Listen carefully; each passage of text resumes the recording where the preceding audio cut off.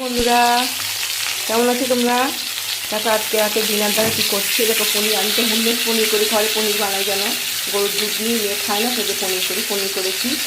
আর এই দেখো টমেটো দিয়ে আলু দিয়ে পনিরের ঝোল করবো।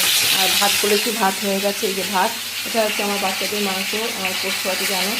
এই যে মশলাটা রেখেছি, জিরে আদা লঙ্কা বেটে রেখেছি, হলুদ নুন সব দিয়ে রেখেছি। এটা ভাজা ভাজা হয়ে দিয়ে দেবো।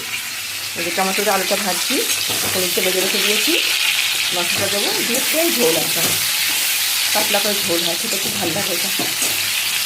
ওই তো উল্টো পাল্টা করে খুব খাওয়া দাওয়া হচ্ছে, মেয়ের বাড়িতে গেছে, আমার বাড়িতে গেছে, সব খাওয়া দাওয়া আজকে সব শেষ হয়ে দুপুরবেলায়।